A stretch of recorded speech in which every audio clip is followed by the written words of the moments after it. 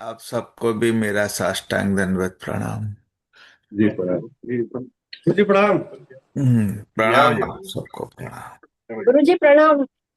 प्रणाम गुरुजी जय हो जय देवेंद्र हो प्रणाम। जय हो। प्रणाम प्रणाम आप सबको। अच्छा देवेंद्र जी, जी शिविर प्रणाम। में ऐसे भूल गए। प्रणाम आप शिविर आज सबको थी है भी जी। मेरा प्रणाम। जय हो जी। आप सबको भी मेरा प्रणाम। गुरु जी प्रणाम आपको, ललित जी। जय हो भैया। यहाँ बैठ। जय हो जय हो। 4 बज गए हैं, शुरू करवाइए। चलो। सिन्हा जी शुरू करवाओ। कौन करवा? गुरुदेव भगवान शुरू की करवाओ। जय। जय जय। जय पंडित जी, चलो। गुरु जी, आदरणीय गुरु जी के चरणों में प्रणाम। आदरणीय देवेंद्र गुरु जी के चरणों में सादर प्रणाम। सभी को प्रणाम, विशेष रूप से चित्रकूट में उपस्थित सभी गुरुजनों को, सभी को शिविर आज प्रणाम। थी। आज आदरणीय गुरु जी की आज्ञा से आज के कार्यक्रम को प्रारंभ करने की अनुमति चाहते हैं। पिछले सप्ताह की श्लोक संख्या और उससे संबंधित चर्चा, और उसमें आज आदरणीय देवेंद्र गुरु जी के द्वारा कुछ विषय जो भेजा गया था व्हाट्सएप ग्रुप में, उसको समायोजित करते हुए इस चर्चा को आगे बढ़ाने की अनुमति गुरु जी। हम्म। जय ओम हो जी, नमो करो। नारायण। पिछले सप्ताह मैं उपस्थित नहीं था, तो इसलिए जी माफी चाहता हूँ, और आप सबको और गुरु परंपरा को मेरा साष्टांग दंडवत प्रणाम। और पिछले सप्ताह का मैंने रिकॉर्डिंग सुना था, और इसका जो प्रथम, उसका जो मेन जो है, देहात्मवाद का निरूपण। तो इसके पहले हमने ज्ञान का स्वरूप का सत्संग किया। तो देहात्मवाद, मैं देह नहीं हूं, उसका निराकरण करने से पहले परब्रह्म में से जीव की प्राप्ति, और जीव को देह की प्राप्ति कैसे होती है, हम्म, उसका ज्ञान बहुत जरूरी है। न जब तक जीव को देह भाव की प्राप्ति का क्रमांक अगर आपको ज्ञान हो जाए, बाद में ही आप देहात्म भाव का निराकरण कर सकते हैं। तो भगवान रामचंद्र जी ने जो उत्पत्ति प्रकरण में पेज नंबर 281, उसमें उसने प्रश्न किया था कि क्या जीव वो परमात्मा का अंश है, एंड अगर परमात्मा का अंश जीव है, तो जीव को ये देह भाव की प्राप्ति कैसे होती है। तो हमारा प्रधान प्रश्न लास्ट टाइम वही था कि ये देह भाव के अंदर परब्रह्म और ब्रह्म तत्व क्या है। तो देह को जीव भाव की प्राप्ति, इसमें ऐसा होता है कि हमारे जो जीव है, उसकी तो परब्रह्म और ब्रह्म में से जीव भाव की प्राप्ति तो सतयुग में जब प्रणव मंत्र में का जो हुआ था, तब हमारा पिंड स्वरूप जीव जो है, उसकी उत्पत्ति हुई थी। अभी ये जीव को देह भाव की प्राप्ति, तो मैं एक सिंपल एग्जांपल ऐसे देता हूं कि जैसे अजय भाई को अभी उनका देह, उसके अंदर अजय भाई का पंचीकरण, पंच महाभूत स्वरूप देह, और उसके अंदर जो सूक्ष्म देह व्यष्टि जीव जो अजय भाई का है, उस तो अजय भाई का देह का मृत्यु होता है, व्यष्टि जीव का मृत्यु नहीं होता है। तो अजय भाई का उसके पहले जो जन्म था, उसी वक्त वो ही देह की मृत्यु होने के बाद उनका जो जीव है, वो जब कर्म देह का मृत्यु होता है, लेकिन कर्म, वासना और उनके व्यष्टि जीव की आइडेंटिटी, उसकी मृत्यु नहीं होती है। तो इससे क्या होता है कि सत्व, रजस और तमस जैसे उनकी पहले के जन्म, पिछले जन्म में के जो प्रकृति थी, तो वो संचित कर्म और वासना, जो चित्त का शुद्धि नहीं होता है, तो एक वासना होती है। और उनके देह की जो व्यष्टि जीव की आइडेंटिटी होती है, वो ये अजय बे का देह को धारण किया हुआ है। गरुड़ पुराण में, योग वशिष्ठ महारामायण और देवी पुराण, इसमें आदमी का, जो हर एक व्यक्ति का 84 लाख योनि में ये देह की प्राप्ति के बारे में बताया हुआ है कि जब माता के गर्भ में भ्रूण होता है, उसके 5वें महीने में वो जो देह है, जो अपना व्यष्टि जीव है, वो प्रवेश करता है। एंड वो ही प्रवेश करके उसका हार्ट बीट चालू होता है। तभी 5वें महीने में ही उनका एक जन्म होता है। ये सारे देवी पुराण में उसका बहुत अच्छा उल्लेख है, योग वशिष्ठ महारामायण में भी है। तो ये जो व्यष्टि स्वरूप जीव है, तो क्या जीव परमात्मा का अंश है?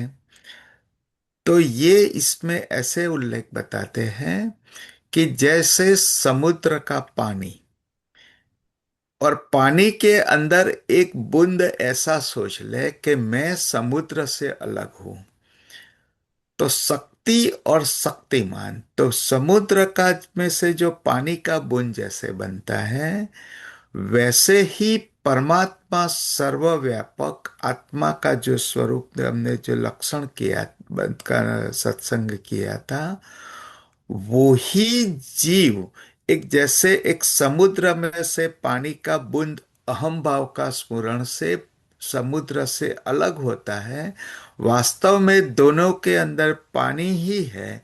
उसी तरह ये चारों और शक्ति जो है और शक्तिमान है, तो हमारा एक अहम भाव, अहम और इदम का स्फुरण होने से ये एक पिंड स्वरूप जीव होता है। तो इसका मतलब जीव और परमात्मा दोनों एक ही होता है। अभी यही पिंड स्वरूप जो जीव बना, जो ब्रह्म तत्व है, उसका स्वभाव दृष्टा, दृश्य और दर्शन, अहम और इदम, और ये जो हिरण्य गर्भ रूप जो जगत जो आप दृश्यमान दिखते हैं, कि जो देह की भावना कैसे होती है, तो इसमें ऐसे बताते हैं कि जब यही जीव एक देह को मृत्यु के बाद त्याग करके अपने अंदर जो वासना है, वो पंचीकरण और वही पंचमहाभूत तत्व की अनुभूति 5 इंद्रियों के माध्यम से करते हैं।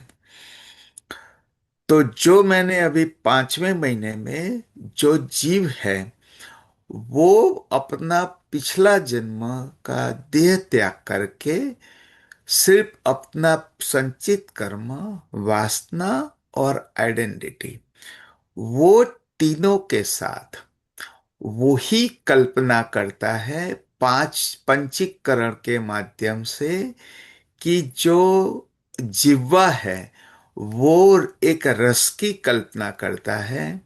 जो तेज है, वो नेत्र के माध्यम से उसकी कल्पना करता है। जो गंध है, वो नासिका के माध्यम से, जो 5 इंद्रिय की मैं बात कर रहा हूं, वो ही त्वचा, स्पर्श का जो है अनुभूति, जो त्वचा के माध्यम से, और शब्द जो है वो कर्ण के माध्यम से। तो वो ही 5 इंद्रिया, शब्द, स्पर्श, रूप, रस, गंध, वो पंचमहाभूत तत्व, जो हमारा जो देह है वो पंचमहाभूत तत्व का ही एक से अनुभूति हम करते हैं। ये अनुभूति शब्द मैं बाद में बताता हूँ का अनुभूति शब्द नहीं, मैंने जन्म नहीं बताया, अनुभूति क्यों बताया। तो यही जीव 5वें महीने के बाद यही 5 इंद्रियों के माध्यम से ये शब्द स्पर्श रूप रस गंध की अनुभूति करता है। न वो ही अनुभूति जब बालक का जन्म होता है तब उसको मैं और मेरा का अनुभूति नहीं होता है, उसको ये स्वभाव नहीं होता है। तो हमारा जन्म होने के बाद जब हम हिरण्यगर्भ जगत देते हैं तब हमारी पूर्व जन्म की जो वासना है, जो कर्म है, और सत्व रजस तमस में से जो आपकी प्रकृति है, उसी हिसाब से आप सारे जगत में उसका आचरण करते हो। और वही आचरण करने के बाद सारे जीवन में हम कर्म करते रहते हैं। न वही कर्म हमारे ये देह भाव जो है वो उसकी जो आपको कैसे उत्पन्न हुआ वो मैंने बताया। अभी एक अनुभूति शब्द मैंने क्यों किया था पंच महाभूत तत्व का, कि जब आप स्वप्न की अनुभूति करते हो तो स्वप्न में ही आप देह की अनुभूति करते हो। तो ये आत्मा जो अजर अमर नित्य, वो कोई कार्य नहीं करता, सिर्फ वो एक दृष्टा और साक्षी है कि आत्मा के कारण ही पंचकोश की उत्पत्ति हुई है।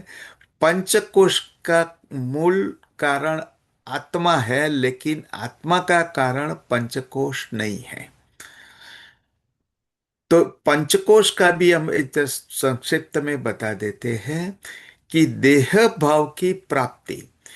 तो देह भाव की प्राप्ति में हमारे देह में जो अन्नमय कोश, प्राणमय कोश, मनोमय कोश, विज्ञानमय कोश और आनंदमय कोश, जो 5 कोश 5 सेल में जो हमारे देह की जो विभाजन किया हुआ है, उसका मूल स्तोत्र आत्मा है। आत्मा के कारण पंचकोश है, पंचकोश के कारण आत्मा नहीं है। तो ये देह भाव की जो निवारण, क्या मैं आपको जो पूर्व भूमिका अभी बना रहा हूं, तो ये जो देह है वो आत्मा के कारण है, वो ही व्यष्टि जीव के कारण है। न वो ही पर ब्रह्म परमात्मा के से जो जीव भाव की प्राप्ति जो हमें हुई थी, वो ही देह अपने पंचीकरण के माध्यम से हमारा पूर्व जन्म का देह का जो मृत्यु हुआ था, तो उसके बाद हम कर्म के कारण संचित कर्म की समाप्ति के लिए ये देह धारण किया हुआ है। अभी इसमें यो भगवत गीता में भी बताया हुआ है कि मृत्यु के समय, आपके अंतिम समय जो वासना रहती है और जो आपके कर्म है, उसी से हिसाब से आप दूसरे जन्म और 84 लाख योनि में वो देह हम धारण करते हैं। वो सभी योग वशिष्ठ में भी लिखा है, इसमें भी लिखा है। तो अभी आज एक प्रश्न था अजय भाई का मेरे व्हाट्सएप पे, तो क्या संचित कर्म की समाप्ति, इतने सारे कर्म है तो क्या एक ही जन्म में इसकी समाप्ति हो सकती है, वो उनका पहले प्रश्न था। न दूसरा प्रश्न था कि संचित कर्म की समाप्ति क्या भक्ति योग या नाम स्मरण से होती है। तो ये प्रश्न का उत्तर इसमें योग वशिष्ठ महारामायण में ऐसा बताया है कि मोक्ष की अपेक्षा अज्ञान है। ये क्यों बताया, इसमें उसका उल्लेख है कि जब आप निवृत्त होते हो तो आपके अंदर आपका जो चित्त का जो सत्व रजस तमस, तो हमारे जीव ने वासना के कारण ये जो हम संचित कर्म करते हैं, इसमें अहम और इदम, मैं की भावना से मैं कार्य कर रहा हूं, मेरे देह के माध्यम से मैं कर्म कर रहा हूं, वो जब तक भावना अपने चित्त में सूक्ष्म रूप में वासना के स्वरूप में रहेगी, तब तक ये आपको, ये ज्ञान जब तक प्राप्त नहीं होगा, तब तक आपका मोक्ष मीन्स दूसरा जन्म अवश्य या दूसरा देह आप धारण करोगे। लेकिन जब आपको ज्ञान की प्राप्ति, तो ज्ञान का स्वरूप, हमने आत्मा का स्वरूप का जो 22 जो लक्षण था, अगर वही ज्ञान सतत ये देहात्म का भावना का हम भूल के उसका देहात्म की भावना जब हमारे देह में नहीं रह गई, और हम्म, जब आप साक्षी स्वरूप और अपने जो जीव है वही सतत परमात्मा परब्रह्म से जब आप जुड़े रहोगे, वो 24 घंटा आपकी अगर ये अवस्था जब प्राप्त हुए, वो तुर्यातीत अवस्था है। न तुर्यातीत अवस्था में जब आपकी मृत्यु होगी, तब आपको ये देहात्म भाव नहीं रहेगा। अहम ब्रह्मास्मि, सर्व ब्रह्मास्मि, सर्व जगत को आप ब्रह्म स्वरूप की अनुभूति करते रहोगे। उसी समय जब आपका मृत्यु होगा, तब ये जीव का, जो व्यष्टि जीव का जो शांत स्वरूप है, वो शांत स्वरूप तुरीय अवस्था है। एंड वे ही व्यष्टि जीव का वासना के साथ जब आप हिरण्य दृष्टा दृश्य दर्शन, ये दृश्य रूप जगत से जब आप जुड़े रहोगे, तब ये अब ये हमारा दैनिक जो हम व्यवहार करते हैं वो अवस्था है। लेकिन जब ज्ञान की प्राप्ति के बाद ये जो मोक्ष है, तो ये जो बंधन मुक्ति और मोक्ष, तो ये तुर्यातीत अवस्था में अपने स्वरूप में देह नहीं हूं, मैं ही परमात्मा हूं, मैं ही आत्मा हूं, मैं ही आत्मा का सारा स्वरूप है, वो जब आपको देह भाव नहीं रहेगा, तो वो जीवते जीवत अपने स्वरूप का बंधन से मुक्ति होगा। न जो तुर्यातीत अवस्था में बंधन से मुक्ति पाना है, तो अगर बंधन से मुक्ति होगी, तो वो जीवते जीवत मोक्ष है। न वो आपके दूसरे जन्म, एक ही जन्म में सारे संचित कर्म समाप्ति हो जाती है।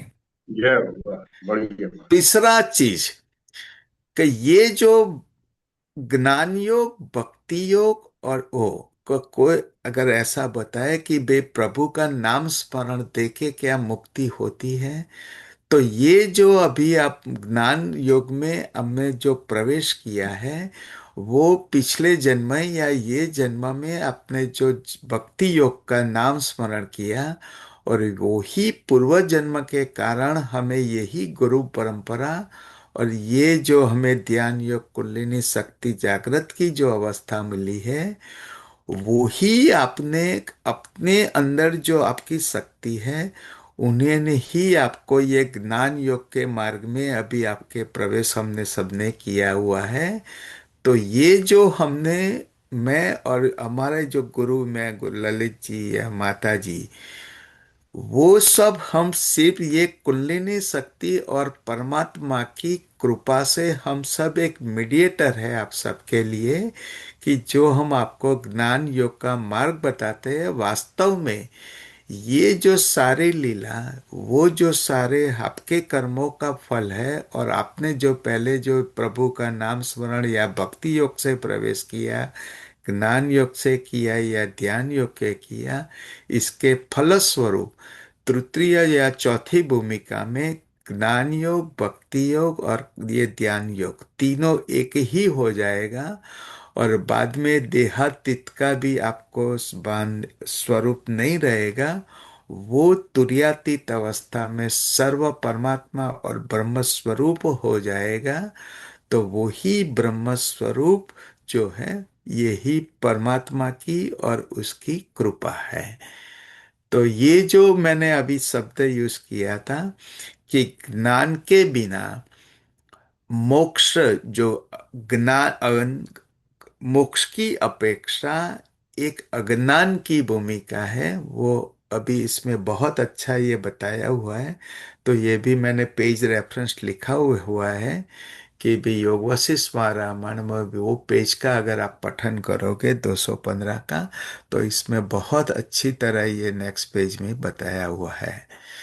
तो पिछले सप्ताह जो देहातीत का जो अन्वेष निरूपण, तो ये जो सारा जो चैप्टर में 10 10 श्लोक हैं कि देह, मैं देह नहीं हूं, मैं आत्मा तत्व हूं, मैं समुद्र का पानी में से एक बिंद स्वरूप अहम और इदम। तो अहम भाव का स्फुरण से मेरा जो व्यष्टि रूप जीव की उत्पत्ति, और वही जीव की उत्पत्ति पांच इंद्रियों की कल्पना से पंचीक कुरण के माध्यम से, ये पंचमहाभूत देह की जो अनुभूति सिर्फ पांच इंद्रियों के माध्यम से जो हम करते हैं, वो एक अज्ञान का ही कारण है। परमात्मा की एक संकल्प के कारण ये हमारे जीव की और ये जगत की उत्पत्ति है। वो ही जब आप रिवर्स होगा हमारा, या आप कुंडलिनी शक्ति में समाधि में जब आपके स्वरूप एक शांत स्वरूप हो जाएगा, तब ये पंचीकरण स्वरूप देहात्म की भी भावना नहीं रोती है। वो आप ध्यान योग के माध्यम से प्राप्त करो, ज्ञान योग से करो, सत्संग करो, या भक्ति योग से करो, कोई भी मार्ग से हमें ये देहात्म भाव का निरूपण जो करना है, उसको मिटाना है। ये हमारी ये नेक्स्ट 10 श्लोक का जो सारांश जो है, वो मैंने अभी आपको बताया। तो अभी मैं ललित गुरु जी से प्रार्थना है कि हमें इसमें और कुछ ज्ञान दे, और बाद में 30वां श्लोक के बाद जो संगति है उसका पठन करेंगे। ओम नमो नारायण। 30वां श्लोक पढ़ा नहीं है देवेंद्र भाई? 30वां बाकी है। ठीक है, तो इसमें हाँ, और 30वां कुछ बाकी भी है। अभी अजय गुरु भाई जी से जी भी कुछ एक छोटा सा प्रश्न होगा, एक छोटा सा प्रश्न राजेश है भाई गुरु जी। मिश्रा जी से भी कुछ सुनना है हमें, और बाद में 30वें श्लोक से हाँ, शुरुआत करेंगे। 30वां श्लोक अभी अपन करना है, हमने संगति बार पढ़ दी। एक छोटा सा प्रश्न है गुरु जी। हम्म। हाँ, बोले बोले। जो हम लोग ये सत्संग कर रहे हैं, क्या ये सत्संग जगत का हिस्सा है या ये जगत से अलग है? ये जो सत्संग आप कर रहे हो, ये आपके पिछले कुछ जन्म में और ये जन्म में आपकी जो भक्ति योग किया, और आपके मन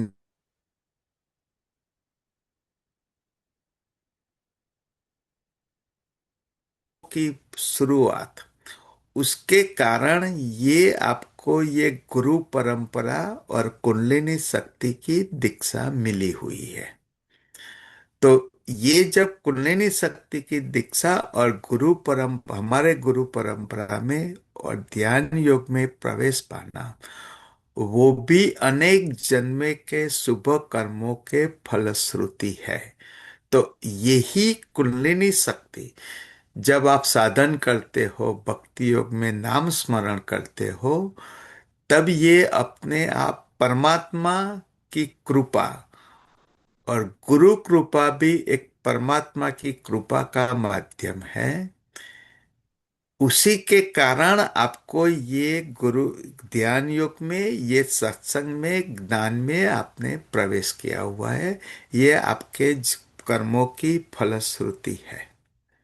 तो अभी हमने जो पिछले 5 साल से जो ज्ञान योग में जो प्रवेश किया, और जब हो गया अजय जी। कोविड के टाइम से जो शुरुआत हुआ, ये हम्म। सारा उसकी फलश्रुति है। और यही कुंडलिनी शक्ति ने ही ये सब लीला कर रही है, वही उसका फलश्रुति है। गुरु जी, लेकिन जो जो तो जगत हम देख रहे हैं, जो जो अपनी इंद्रियों से जो हम इस जगत को देख रहे हैं, या जो भी संसार है, वो सत्य नहीं है। ये हम इसका अभ्यास कर रहे हैं। लेकिन उन्हीं इंद्रियों के माध्यम से उसी जगत में रहते हुए जब हम परमात्मा को समझने का या उसको जानने का जो अभ्यास कर रहे हैं, वो भी बिल्कुल उसी सिक्के के दो पहलू जैसा ही है। तो इसमें जो खुद एक साधक को समझने का जो भेद है वो ये है कि अगर वो अपने स्वरूप को समझने का प्रयास इस जगत में परिलक्षित अपनी इंद्रियों के माध्यम से कर रहा है तो वो मार्ग ठीक है। लेकिन अगर यही वो भोगों की वृत्ति से और संसार को भोगने की दृष्टि से कर रहा है तो ये गलत है, जो जो सही मार्ग नहीं है। ये मेरी समझ ठीक है या इसमें कुछ परिवर्तन की जरूरत है गुरुजी? नहीं, ये बहुत ठीक है, ये बहुत ठीक है। अभी इसमें, अभी नेक्स्ट में जब आप यही संगति पढ़ोगे ना, तो नेक्स्ट वो 2-3 पेज के बाद है कि भाई ईश्वर का स्वरूप क्या है, तो पूछते हैं कि भी आपका स्वरूप क्या है। तो बोलते हैं मैं, मुझे नहीं मालूम। तो क्या आपका स्वरूप ही ईश्वर का स्वरूप है? अगर आप अपना स्वरूप जिस दिन अपरोक्ष अनुभूति, जिसको आत्मा साक्षात्कार बताते हैं, अगर आप अपना स्वरूप की जब अनुभूति करोगे ना, तब ये हिरण्य गर्भ जगत वो भी स्वप्न की तरह एक ब्रह्म स्वरूप है। तो ईश्वर की प्राप्ति के लिए अंतर्मुख होके अपरोक्ष अनुभूति करना जरूरी है। जब अपने स्वरूप का ज्ञान होगा तो परमात्मा का स्वरूप के अपने आप आपको ज्ञान हो जाएगा। तो ये जो आप अब बहिर्मुख ये होने की देह को जगत लेके की बात कर चक्कर रहे में, हो, वो अंतर्मुख की मैं बात कर रहा हूँ। अंतर में भी जगता ही है, हाँ, अंतर में भी बाहर जगत भी है। जगत, तो जगत गुरु ही जी, दोनों आप में थोड़ा ठीक कुछ ये मेरे प्रश्न का उत्तर को थोड़ा आप भी थोड़ा बता दे, तो सभी को ये पकड़ कि बहिर्मुख होने की जगह आप अंतर्मुख होके अपने स्वरूप का ज्ञान, आत्मा साक्षात्कार, वो परमात्मा की प्राप्ति है। तो इसमें आप जरा 2 शब्द बताइए गुरु जी। है क्या कि ये कर्मक जीवात्मा जो है कर्म के रूप से गहन अवस्थाओं में जाती है जब, तो पिछला जो है उसका छूटता जाता है और आगे के मार्ग को ग्रहण करती जाती है। तो इस हिसाब से क्रमशः क्रमशः संसार का स्थूल रूप साधन के द्वारा छूटता चला जाता है और वह धीरे धीरे जाकर के वो आत्मा में स्थित हो जाता है। यही सच्चाई है, मगर ये अनेक जन्मों की सच्चाई है, सत्येंद्र भाई ने बताई। इसी जन्म की सच्चाई नहीं। इसका एक रामचरितमानस में एक प्रसंग आता है, बड़ा अच्छा है, कि देह, वो अपने उज्जैन की घटना है, रामचरितमानस में लिखी है कि वो गुरु का अपमान करने से शंकर जी ने श्राप दे दिया कि तुमको बहुत जन्म लेना पड़ेंगे, आगू सुन लो। अब बाद में गुरु ने प्रार्थना की कि महाराज ऐसा न करो, ये तब आया बस जीव जड़ संतत पर ही बुलान, इन तन पर क्रोध न करी कर प्रभु कृपा सिंधु भगवान, शंकर दीन दयाला भविष्य पर हो कृपाल, साप अनुग्रह हो जी नाथ चोरी का। ऐसी कृपा करो, हमारा चेला है, गलती हो गई, मगर इसका मतलब इतना लंबा न फंसाओ, जल्दी कुछ उपाय कर लो महाराज। तो उन्होंने कह दिया भाई 1000 जन्म तो लेना पड़ेगा, अब 1000 शरीर तो लेना ही है। अब का क्वेश्चन की 1000 सदी शुरू हो गए। अब का क्वेश्चन क्या कहता है, बस उतने में इसका उत्तर आ जाए, क्योंकि उसके यहाँ गुरु का आशीर्वाद मिल गया, तो भगवान का भी आशीर्वाद। अगर वो परिस्थिति बस शरीर लेना ही पड़ रहे थे उसको, वो मुक्त ही था। तो वो लिख रहा है, यही तनु धरहूं तजहूं पुनि, अनायास हरि जान, जिमि नूतन पट पहरई नर भर पर परिहर है पुराण। बोले शरीर तो लेता था,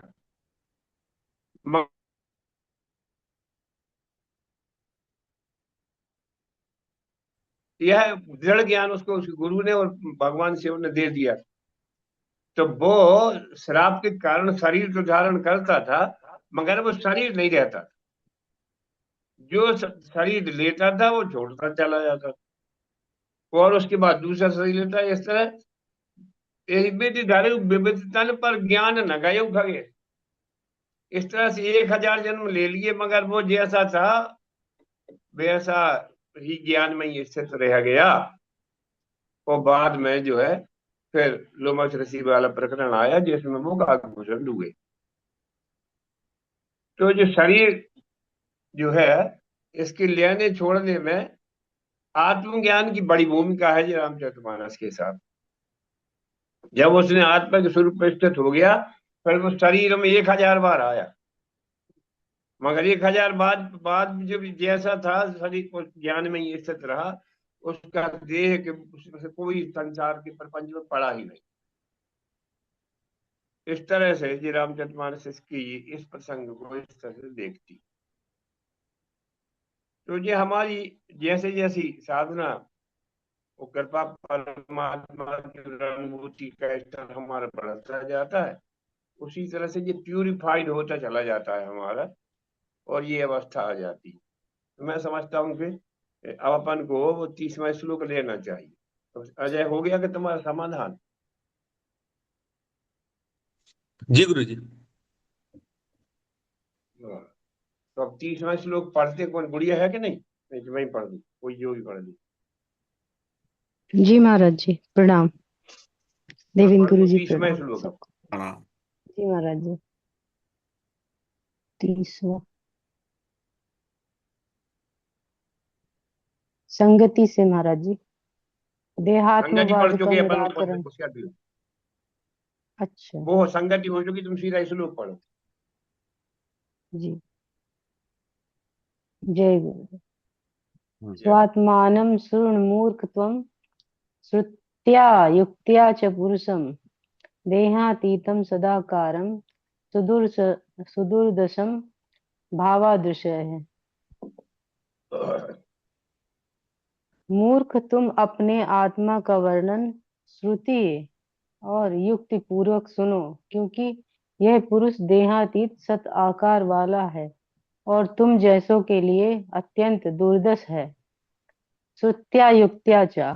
आजकल तो एक प्रथा सी चल पड़ी है कि नवीन विचारक होने का दावा करने वाले कहते हैं पुस्तकें मत पढ़ो, पुस्तकें मत मानो। आश्चर्य तो यह है कि यह बात भी पुस्तकें लिखकर ही बतलाई जाती हैं, व्याख्यान देकर मौन रहने को कहा जाता है। जब बिना सिखलाए मानव शिशु भोजन करना भी नहीं सीख सकता, तब अध्यात्म के मार्ग में तो सीखना आवश्यक है ही। विचार की समृद्धि के लिए विचार का मार्ग भी सीखना पड़ता है। आत्मा को ब्रह्म जानने का भी एक गुण होता है। उसे सीखने के लिए श्रुति भी चाहिए और युक्ति भी। युक्ति के द्वारा सबका निषेध करते करते अंत में मैं शेष रह जाएगा। मैं इसका निषेध संभव नहीं है। यही मैं ब्रह्म है, यह बात श्रुति के द्वारा जाननी पड़ती है। देहातीतम।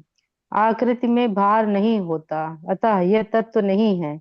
देहातीत का अर्थ देह का प्रतीत न होना नहीं है। एक देह में मैं होना ही जड़ता है, दुख का हेतु है। जैसे सब घड़ों में जल में एक ही सूर्य का प्रतिबिंब पड़ता है, वैसे ही सब देहों में, भूत एवं भविष्य के देहों में भी यह एक ही मैं है। सदाकारम।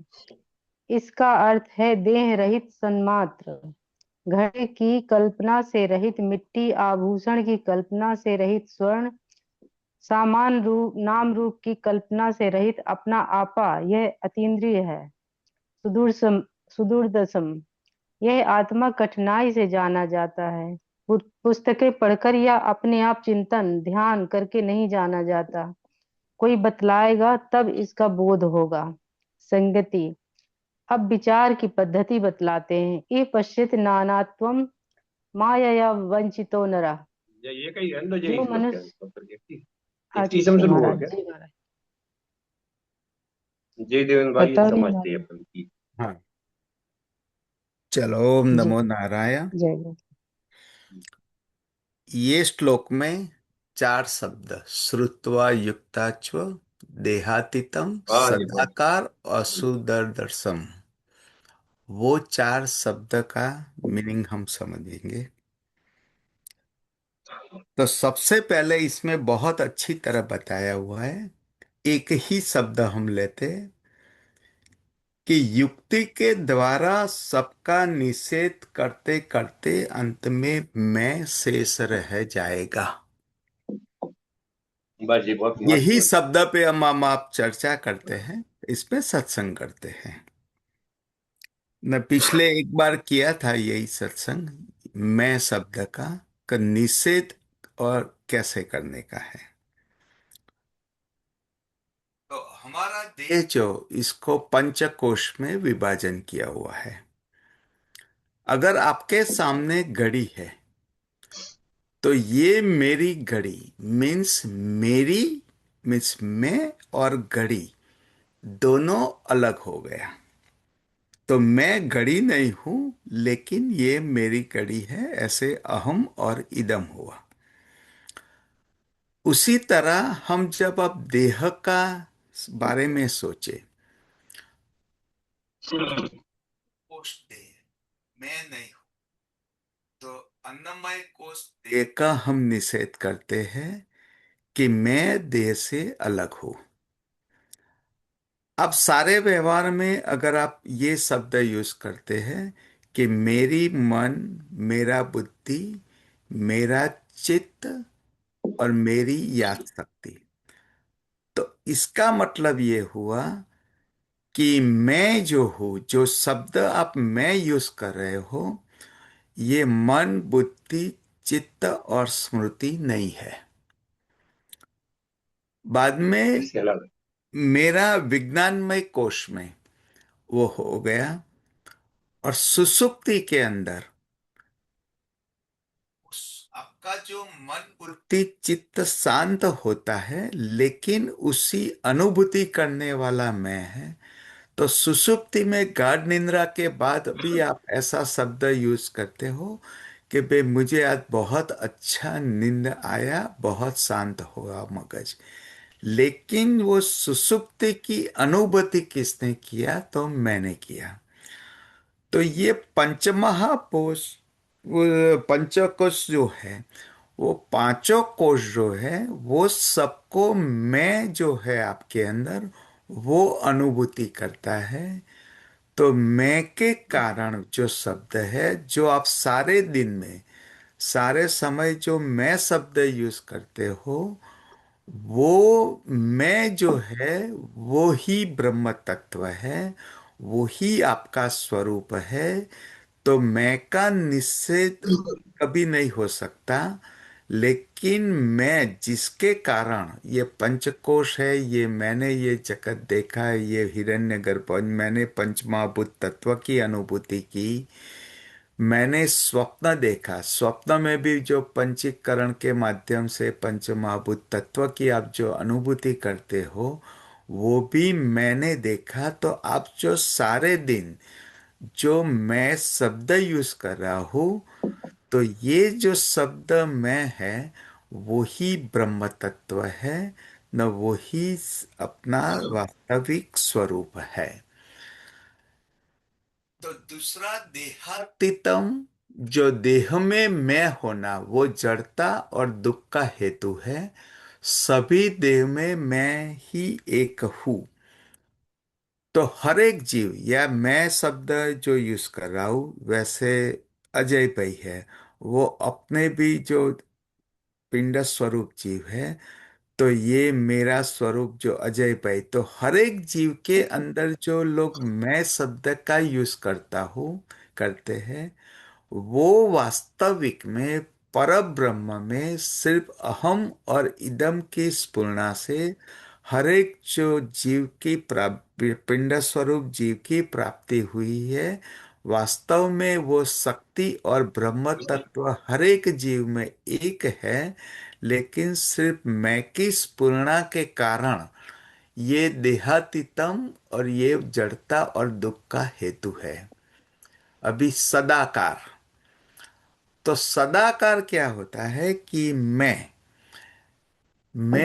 के अंदर, तो मिट्टी का घड़ा, तो ये जो हमारा देह जो बना हुआ है, वो वास्तव में उसका मूल स्तोत्र ये शक्ति, एनर्जी, ब्रह्म तत्व है।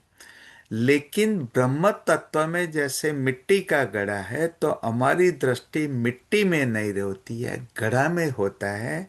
उसी तरह ये जो देह है, ये जगत है, उसको हम बाह्य स्वरूप में ही हमारी दृष्टि होती है, लेकिन उसका मूल स्तोत्र ये एनर्जी एक शक्ति है, और शक्ति और शक्तिमान एक ही है।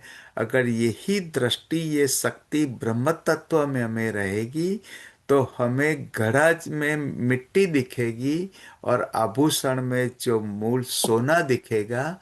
उसी तरह सदाकार, तो ये जो पंचमहाभूत तत्व जो है, हिरण्यगर्भ जगत है, मेरा पंचकोश का स्वरूप है, वो वास्तव में उस वो एक ब्रह्म तत्व ही है। तो जैसे ब्रह्म तत्व में जो दृष्टि होगी, तब आपको देहातीत भावना रहेगी। सबसे चौथा सुदर्दर्शम, इसमें बहुत अच्छा इसमें बताया हुआ है कि ये ज्ञान योग पंडित की बात करने से और पुस्तक के ये अनुभूति नहीं होगी, लेकिन जब हम ध्यान योग में हमारे अपने स्वरूप देहातीत भावना को भूल के विस्मरित होके, हम जब सविकल्प समाधि या निर्विकल्प समाधि में अपना स्वरूप जब शांत हो जाएगा, वो अनुभूति ही आपको शिव दर्शन की अनुभूति करवा सकता है। न उसी की अनुभूति के बाद ये देहातीत भावना का विस्मरण हो जाएगा। तो अभी मैं राजेश भाई मिश्रा से विनंती है कि भाई आप जो मैं शब्द यूज कर रहे हो, वो किसके लिए कर रहे हो, वो मैं का स्वरूप क्या है, और ये जो पंचकोश जो है, जो देह है, उससे मैं जो शब्द है कि मैं अगर सबका निषेध करोगे तो सिर्फ मैं बचेगा। तो उसमें आप जो मैं शब्द आप यूज कर रहे हो, उसके बारे में हम आप आपको बताओ, बाद में हम गुरुजी बताए। तब पिछले बार एक बार अशोक भाई ने बहुत अच्छा प्रश्न किया था कि भाई मेरी आत्मा, ऐसा किया तो क्या मेरी और आत्मा अलग शब्द है? तो अशोक भाई को मैंने बहुत अच्छी तरह वो बताया था, योग वशिष्ठ में भी बताया कि जब सागर के अंदर पानी का बूंद जब अलग होता है, वो मैं अहम भाव का स्मरण मीन्स मेरी आत्मा। तो मेरी शब्द आत्मा में अहम भाव का स्मरण है। वास्तव में सर्व जो आत्मा का ही और परमात्मा ही का ही स्वरूप है सारा विश्व। तो इसीलिए मेरी आत्मा शब्द भी जब यूज किया, वो हम और उदम का ही एक स्फुरण था। हाँ मिला हुआ है। लेकिन बहुत जब बढ़िया। आत्मा ब्रह्म स्वरूप हो जाएगा, तुरीयावस्था हाँ होगी, तब नहीं है। तब ये अपना वाह वाह, स्वरूप सारे जगत बहुत में लीन हो जाएगा। बहुत अच्छा। वो आत्मा का स्वरूप है। तो अभी सब थोड़े देर अपना राजेश भाई मिश्रा से सुनेंगे, तब ये चारों शब्द का हमें ज्ञान प्राप्त होगा। ओम नमो नारायण। प्रणाम प्रणाम। गुरु जी के जाओ श्री जाओ, चरणों में प्रणाम। शुरू करो अंताक्षरी किरण जय भाई जी को शुरू प्रणाम। करना। जी जी जी गुरु चित्रकूट जी। से बोल रहे, चित्रकूट से। चित्रकूट से बोल रहे। आपके अंदर मैं बोल रहा है, आप मैं किसके लिए शब्द यूज कर रहे हो, वो आप अब अपने शब्दों में बताओ। चित्रकूट से भी अगर बोल रहे हैं तो क्या चित्रकूट में है फिर? हाँ चित्रकूट में तो बोलना बंद हो जाना चाहिए, लेकिन हाँ इसमें ग्रंथ में इस पर कल भी गुरु से चर्चा थोड़ी सी हुई थी कि युक्ति के द्वारा सबका निषेध करते करते अंत में मैं शेष रह जाएगा, और मैं का निषेध संभव नहीं है। यही मैं ब्रह्म है, यह बात श्रुति के द्वारा जाननी पड़ती है। श्रुति को गुरु जी ने बताया महावाक्य के द्वारा, जैसे अहम ब्रह्मास्मि या खलविदम, क्या है गुरु जी? सर्व खलविदम ब्रह्म, सर्व खलविदम खल ब्रह्म। खलविदम ब्रह्म। तो ये शब्द के रूप में अब यह इसमें भाषा की सीमा को हमको समझना पड़ेगा। हम जिस विषय पर विचार कर रहे हैं ये पूरा अनुभूति का विषय है और भाषा सीमित है। भाषा उसके पूरे अर्थ को स्पष्ट करने में असमर्थ है। ये जाननी पड़ती है, इसका मतलब है पढ़ करके जान जाएंगे ऐसा नहीं। पहले ही श्लोक में शंकराचार्य जी आगाह करते हैं, सवर्णाश्रम धर्मेण तपसा हरितोषणा। वो तपसा शब्द जो है तपस्या से, वो तपसा क्या है उसको हमको समझना पड़ेगा। संसार के स्वरूप के रूप में संसार क्या, जैसे अजय भाई ने प्रश्न किया था, श्लोक संख्या 14 में शंकराचार्य जी कह रहे हैं कि, कहाँ गया अभी खोला था, संकल्पो विविधा करता। ये संकल्प ही है, वो ईश्वर का संकल्प है एको हम बहुश्यामी, और फिर ये जो संसार है मनुष्य का संकल्प है पूरा। जब तक हम इस विषय को विषय के रूप में समझने की कोशिश कर रहे हैं भाषा के माध्यम से, ये सत्संग भी संसार का ही हिस्सा है। लेकिन जब वो विषय हमारी अनुभूति का हिस्सा बनने लगेगा, उस आत्मा का हमको उसकी झलक मिलने लगेगी, उस शक्ति की क्रिया हम महसूस करके देह के बोध से थोड़ा अलग होने लगेंगे। संसार में व्यवहार करते समय जब हमको ये प्रतीत थोड़ी सी हो जाए कि मैं के रूप में व्यवहार कर रहा हूँ या इससे किसी उच्चतर सत्या के लिए, उसका नाम कुछ भी दे सकते हैं, क्योंकि अंततः तो सर्व खल्विदम ब्रह्म, उसको आत्मा कहें या शक्ति, कुंडलिनी शक्ति कहें या प्राण शक्ति कहें, वो सब उसी के नाना रूप हैं।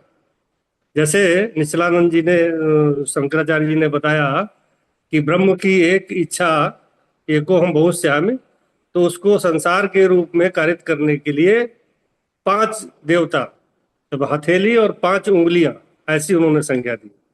तो गणेश, शिव, विष्णु, पार्वती और दुर्गा और एक ब्रह्मा, ये 5। ब्रह्मा विष्णु महेश, पार्वती और वो दुर्गा और गणेश, ये 5 उंगलियां। ब्रह्म एक हथेली और 5 उंगलियां विभिन्न कार्य करने के लिए, जैसे मकान बनाने के लिए एक मिस्त्री, एक इंजीनियर, एक मजदूर, सब लगा करके, तो संसार इस रूप से जो है ईश्वर ने कारित किया, शक्ति एकमात्र ब्रह्म की। लेकिन ये बात सिर्फ युक्ति से नहीं जानी जा सकती। युक्ति से आप उसका संकेत पा सकते हैं, अंत में भी मैं शेष रह जाएगा, जो बात श्रुति से जाननी पड़ती है। इस जाननी शब्द को जो है विशेष रूप से हम लोगों को, हालांकि हम लोगों के पास तो गुरु परंपरा से वो विद्या है कि थोड़ा बहुत हम लोग जान जाते हैं, सुबह शाम ही से ही थोड़ी सी झलक मिल जाती है। ये जानने का अर्थ यहाँ पर इस पुस्तक को पढ़ करके उसके अर्थ को समझने से नहीं है। ये जानने का अर्थ यहाँ पर गहरा है, अनुभूति से है। तो वो जब अनुभूति हमको होने लगी, युक्ति से हम जान जाएंगे, सर एक गहरी समझ पैदा हो गई, और उस जी एक गहरी समझ पैदा हो गई और फिर वो अनुभूति हो गई, तो फिर आगे का मार्ग हमारा खुलता चला जाएगा। तब हमको उस देहातीत तत्व की, अपने स्वयं के इस अस्तित्व के देहातीत होने का भान होने लगेगा। ऐसा मेरी समझ में इसमें आया। कठिनाई से जाना जा सकता है, ये तो कठिनाई तो है, वो तो मतलब अब उसमें ये बताएगा कि नहीं कि जब तक अभ्यासेण च, अभ्यास और वैराग्य, ये 2 ही मार्ग बताएंगे। ये किसी भी उसमें जाइए, आप किसी भी मार्ग में चले जाइए, अभ्यास और वैराग्य।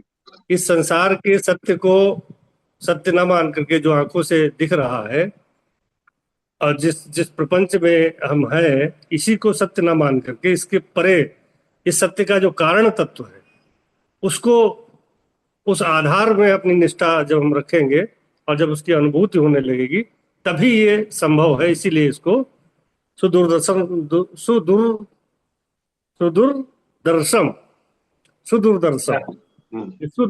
है।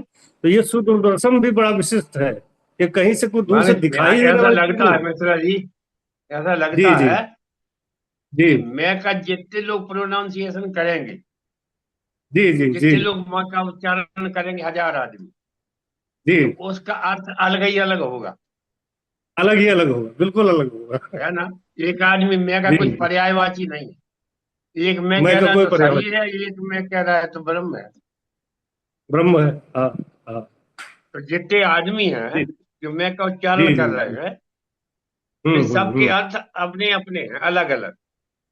अपने अपने। जी उसका वास्तविक अर्थ जो है कि जो इस बोझ से ऊपर उठ गया है जी जी। और उसमें स्थित हो गया है, जब वो बोलेगा हम्म तो हम्म। मैं शब्द तो वही रहेगा भाषा की दृष्टि से, मगर उसका अर्थ ब्रह्म होगा, वो हाँ इसका ब्रह्म अर्थ होगा। जी जीव होगा। जी तो अकेले शब्द का कोई अर्थ नहीं, पात्र की हालत कैसी जी जी। उससे उस अर्थ में परिवर्तन होता है ना। हाँ। जी जी सही देवन है। भाई कह रहे जी हैं वो बात, और वही और कोई जी कहे वो बात, जी। उसमें फर्क हो जाए। हम्म। बोध बोलता भीतर, जी। वो अलग बोध अलग बोलता। होकर जी। देख लिया गया, हम्म। और ऐसा बोध समझो। बल के बिना बोले भी संचारित होता। महाराज जी कहाँ कुछ बिना बोले बोलते वाले थे। महाराज जी थे अपने, बिना बोले। स्वामी जी जी बिना ही बोले बात। हाँ, बिना बोले बोलता रहा। परंपरा तो जी बिना ही जी बोले जी। की बात। बिना बोलने की है। जी खराब वो कल परसों कुछ चर्चा चली थी, हाँ पिछली भी जी चली थी, जी। कि इसको अजय पांडे को हम्म। दीक्षा देने वाले थे यादव जी। जी। सच्ची बात है जी। और उनका हम्म। शरीर छूट गया। अब अजय हम्म पांडे गुरु जी पूछ रहे क्या करने, गुरु जी क्या होगा। हम्म तो हम्म हमने सत्यनारायण की वो बताई, इस हम्म सत्यनारायण कथा में लिखा है, अभावे साली हम्म। चूर्णम बा शर्करा बा गुडम तथा। कह रहे हैं कि अगर तुम्हारे पास गेहूं का आटा नहीं है तो फिर गुड़ की डिगलिया तो रख दो, है ना। जी जी। तो बाद में महाराज जी ने कहा कि वो नरसिंहपुर से आता है, वो तो दे देगा जी। तो हमने कहा कि भाई वो साली चूर्ण तो नहीं मिला, उन्हें गेहूं का हाँ। आटा न चावल का। अब वो घोड़ी की डिगलिया है जी, हम बैठे। तो मतलब क्या है कि अब जैसे महाराज जी फिर यादव जी फिर हम फिर आप, है ना। तो ऐसे जी। क्रमशः जी ऐसा होता जाता। तो वो जो हम्म। महाराज जी जब अगर मैं बोलते तो बात दूसरी होती, यादव जी जी बोलते तो दूसरी होती, मैं कह रहा हूँ तो दूसरी बात है, और कोई हम्म। कहे तो और तीसरी बात। वो शब्द तो एक ही है, मात उसकी, उसमें कोई फर्क नहीं। जी। मगर आपका हम्म। बोध कितना गहरा है उसमें, कितने जी। सोल्जेस हुए हो आप, उस हिसाब से वो उसका हम्म। अर्थ समझ में बिल्कुल होता बिल्कुल। है, ऐसा मैं समझ। जी चलिए भाई अब आगे बढ़े, जीवन भाई क्या कह जी देवन भाई जी प्रणाम। हम्म। गुरुजी, दो शब्द मैं भी बोलना चाहता नहीं हूँ। नहीं, मुझे तो ये मैं शब्द में जो निषेध करना, वो जो हम्म। अगर सबको क्लियर होगा, वही जी अपरोक्ष अनुभूति है अपने देह के अंदर। मैं शब्द किसके लिए यूज कर रहे हैं, अगर यही ज्ञान प्राप्त करना बहुत जरूरी है, तो इससे आपका देह जो है, मैं ये सारा जो चैप्टर है देहातीत का बोलना, वो सारा सारांश ये एक ही शब्द में है। तो इसीलिए थोड़ा बात ज्यादा चर्चा रहे हो जाए, सत्संग हो जाए, वो जरूरी है। तो जी सब लोग जो है सिन्हा जी इसके कुछ कह बारे रहे में हैं। हर एक को अलग सुनेंगे। अलग बोले तो अच्छा ही है। अलग बोले अलग सिन्हा जी। सब हाँ, लोग सिन्हा जी क्या बोलेंगे तो बोलते हैं। बहुत आनंद होगा कि वो क्या सिन्हा जी सोच आनंद रहे कर हैं रहे हैं। लोग। जी गुरुजी, सिन्हा जी महाराज क्या बोलते हैं। सबको सबको प्रणाम गुरुजी। और मैं बस संक्षेप में बोलूंगा कि ये पूरे सत्संग में और जो पूरा ये चल रहा है, ये मुझे लगता है कि हमारी पूरी यात्रा जो है मैं से मैं तक की है। जो अभी आपने भी कहा कि बढ़िया मैं बात। शब्द का जो है बड़ा व्यापक प्रयोग है, जो भी बोलता है सबका अलग अलग वो होता है। तो मुझे लगता है कि ये जितने भी अलग अलग हैं, उसका एक बिंदु है मैं, और एक अंतिम बिंदु है मैं। बीच के वो सारे और मैं चलता रहता है। तो हम्म। ये जो शुरुआती बिंदु है, वह है देह का बोध। जब मैं प्रयोग करता हूं तो मैं अपने देह जो मुझे देह मिला है, उसको देख करके कहता हूँ और कहता हूँ कि मैंने यह किया, मुझे यह बोध हो गया या मुझे यह अनुभव हो गया। उस समय वो प्रारंभिक अवस्था है और वह सिर्फ अपने को देह मान करके जब मैं व्यवहार कर रहा हूँ, जो बोल रहा हूँ, वह अवस्था है। और जो ये ब्रह्म तक पहुंचने की बात है और जो मैं ब्रह्म है, यहाँ तक जब हम पहुंच जाते हैं, जब वो अनुभव हो जाता है कि ये मैं जो है वो अपने देह की बात नहीं है, यह एक व्यापक की बात है, तो संकुचित से व्यापक तक हम पहुंचते हैं, यही यात्रा है। और वह जो व्यापक जब पहुंच जाते हैं तो हमें ये लगता है कि मतलब जब पहुंच जाएंगे तब, अभी तो मैं ये नहीं कह सकता कि मैं वहां तक पहुंच गया, लेकिन मुझे लगता है कि अंतिम बिंदु वही है कि जब वहां पर हम पहुंच जाएंगे तो ये सर्व जो ब्रह्म की बात है उसको हम अनुभव में ले आएंगे और जितने भी जो भी चराचर हैं सब जगह हम उसी को देखेंगे और फिर इदम और मम का जो है भेद पूरी तरह से मिट जाएगा और वही अंतिम अवस्था होगी। मुझे लगता है कि वहीं तक की यात्रा है। जय। इसमें एक इसमें मैं गुरु शब्द थोड़ा ऐड कर देता हूँ, वो सुन लो। कि एक बार संजय भाई देव ने और अजय भाई ने प्रश्न किया था कि अगर दुर्जन व्यक्ति है जिसका कर्म अच्छा नहीं है, उसके अंदर परमात्मा की अनुभूति कैसे करे। तो आपको अभी क्या सोचना है कि जैसे सबसे पहले आपने अंतर्मुख होके मैं को ढूंढा और मैं के बाद सर्व चीज को निषेध करके सिर्फ मैं ही ब्रह्म हूँ, वो अनुभूति किया। वही तरीके से आप सोचो कि अभी राजेश भाई सिन्हा है, उसके अंदर जो मैं तत्व हूँ, जो ब्रह्म तत्व है, वो ब्रह्म तत्व ही वो उनके अंदर परमात्मा का स्वरूप है, वही विष्णु भगवान का स्वरूप है। और राजेश भाई सिन्हा का जो मन बुद्धि चित्त अहंकार का जो मन में और चित्त में जो वासना है, कुकर्म है, अगर दुर्जन वृत्ति है, वो सब के पीछे का जो मूल स्तोत्र में है, मैं उनके जो आप जो राजेश भाई सिन्हा जो मैं शब्द उनके लिए सोचते हैं, वो ब्रह्म तत्व है, वो ही विष्णु भगवान और कृष्ण भगवान का स्वरूप आपके अंदर है। और आपकी देहातीत भावना, उससे मैं तत्व अलग हूँ। अगर यही दृष्टि से अगर आप हर जीव के प्रति अगर आप सोचोगे, तब आपको सारे संसार में हर जीव में परमात्मा की, विष्णु भगवान की, कृष्ण भगवान की अनुभूति होगी। वो ही सर्व ब्रह्मास्मि का स्वरूप है। अभी इसमें एक अभी आप छोट, बताएं।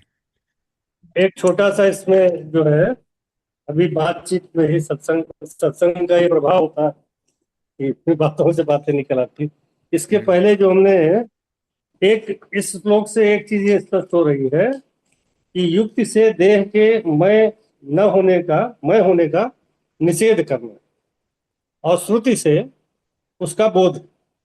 तो युक्ति के लिए जो ज्ञान के 22 स्वरूप बताए गए, अब शंकराचार्य जी का ये कहना है कि आप उन 22 स्वरूपों को देह पर आरोपित करिए।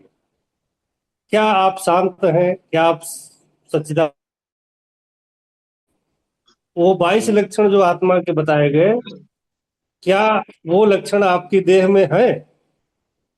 इन पर विचार करते हुए इस तरह से युक्ति पूर्वक आप इसको अपने देह के मैं होने को छीण करिए और उसके बाद फिर अपने सच्चिदानंद ब्रह्म होने की अनुभूति का बोध करिए, उसका बोध करिए। ये इस श्लोक का, क्योंकि ये 22 लक्षण जो ज्ञान के बताए गए, क्या वो देह पर है, देह में है? यदि नहीं है तो वो हमारा स्वरूप नहीं है। तो ये एक समझ की बात होगी। अब उसकी अनुभूति कैसे हो? तो जो महावाक्य सर्वविदम खलविदम ब्रह्म या अहम ब्रह्मास्मि या अयम आत्मा ब्रह्म, इस तरह के जो ब्रह्म व महावाक्य हैं, उनकी अनुभूति फिर आपको हो सकती है जब ये इससे आप इस सत्य का निराकरण कर ले कि मैं देह नहीं हूं, क्योंकि मेरे अंदर ये 22 लक्षण तो है नहीं देह में, इसलिए वो आत्मा के 22 लक्षण प्लस ये युक्ति, वो सारी युक्तियां, और फिर ये सत्य या महावाक्य का ये अनुभूति, उसका बोध, जो गुरु जी ने बताया कि जो मैं बोल रहा हूं तो हर व्यक्ति के मैं का बोध अलग अलग है, इस वजह से उसका अलग अलग प्रभाव भी पड़ा। महाराज जी जब मैं कह रहे हैं तो उसका अलग प्रभाव पड़ रहा है जी। वेदों का जो उपनिषदों का सिद्धांत वो ये है जी कि ये 4 वाक्यों का एक सिलसिला है, चाहे जहां से चाहे जो नहीं हो जी सकता। जी जी जो जी ऋषि है जो स्थित हो गया ब्रह्म में, वो पहला वाक्य उसका वो झम व्यम वो सब बिल्कुल निष्कंटक हो चुका है, पूर्णतः स्थित ज्ञान में। वो कह रहा है कि अहम ब्रह्मास्मि। अहम ब्रह्मास्मि। ठीक, वो ये पहला बात।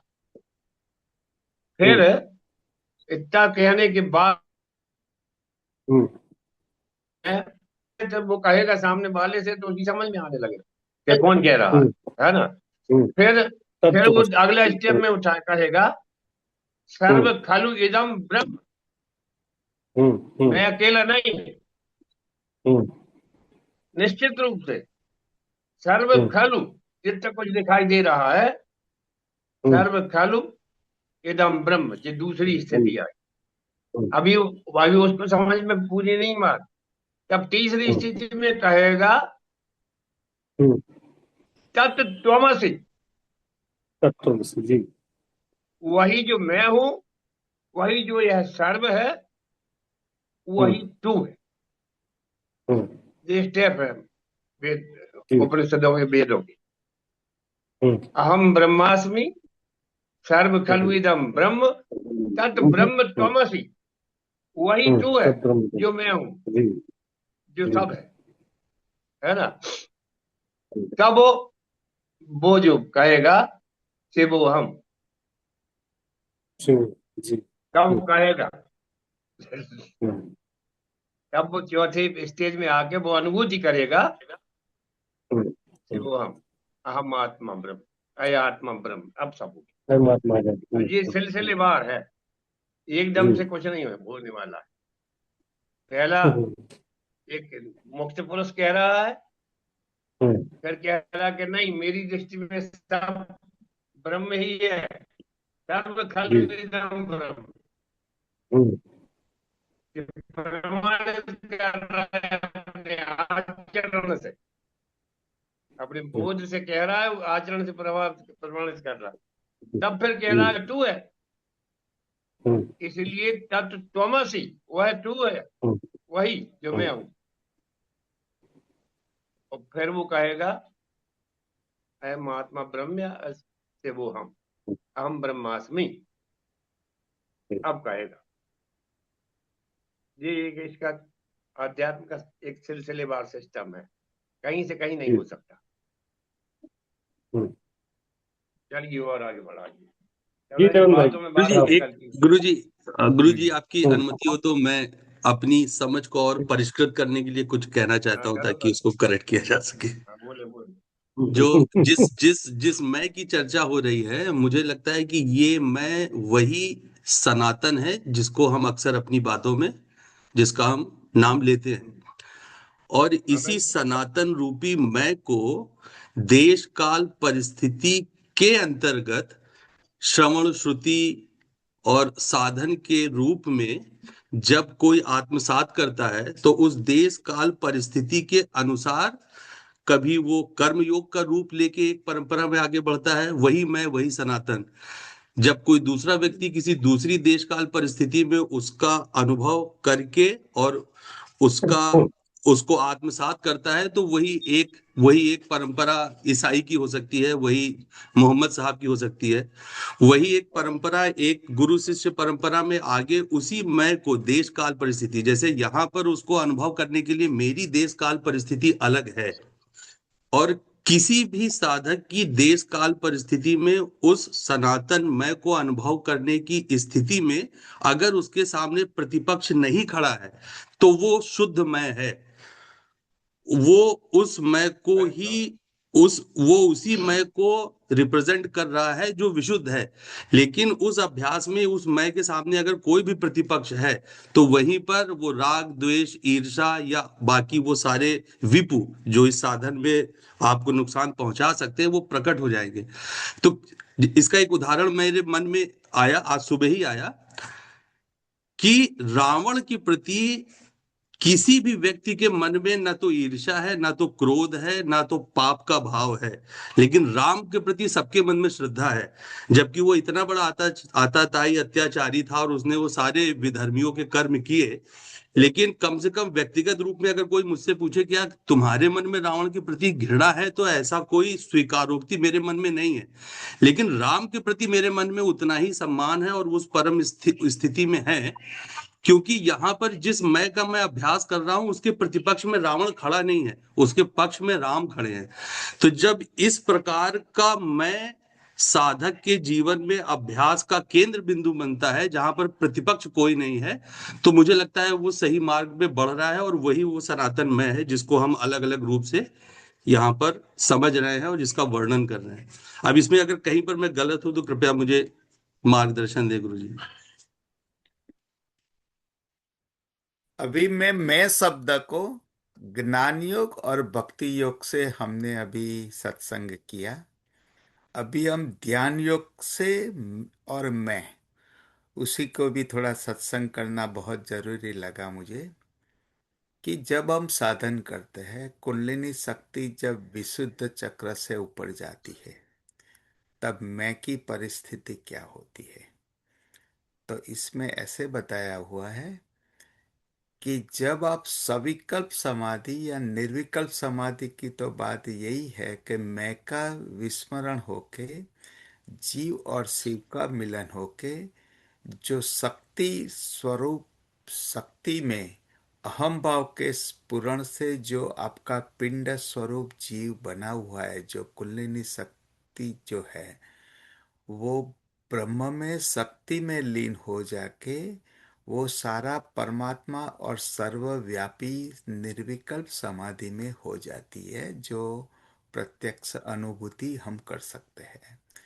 सविकल्प समाधि में क्या होता है कि विशुद्ध चक्र तक जो आप मैं शब्द जो यूज कर रहे हो वो ही स्मरण से जो अपना पिंड स्वरूप जीव और जो प्राणमय शक्ति जो कुंडलिनी शक्ति जब विशुद्ध चक्र तक रहती है तब ये मैं का अहम भाव का स्फुरण ये देह से अलग होता है।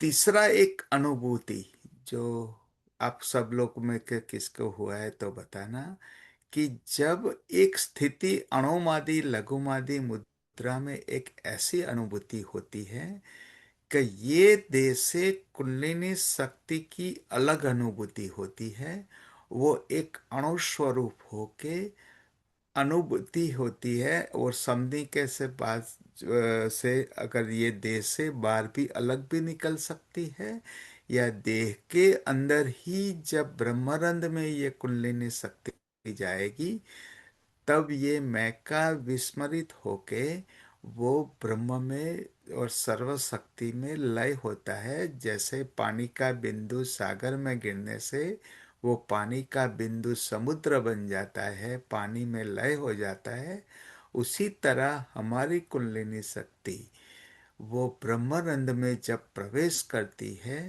तब ये समग्र सृष्टि ब्रह्मांड की जो शक्ति है उसमें लय हो जाता है।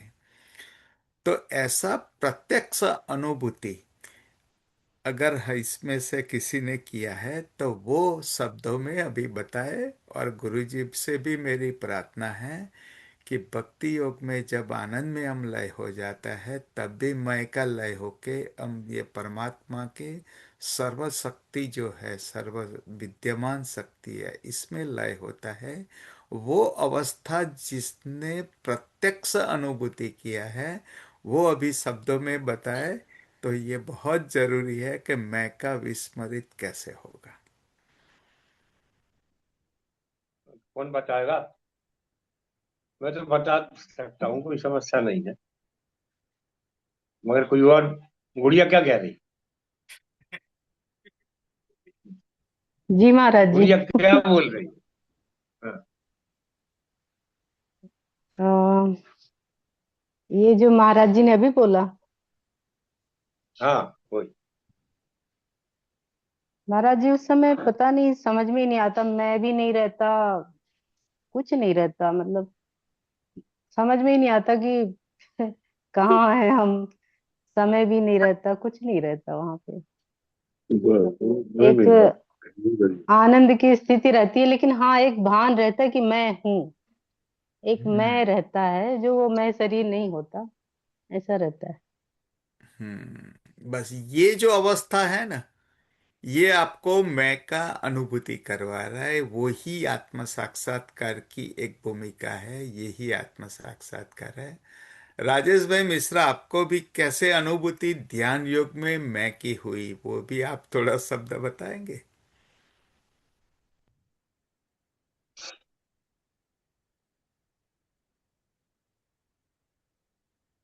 मिश्रा जी अभी थोड़ा व्यस्त हो गए हैं दूसरी चीजों में। अच्छा, तो व्यस्त आप है, मुझे बताइए, तो चलो आपकी बारी।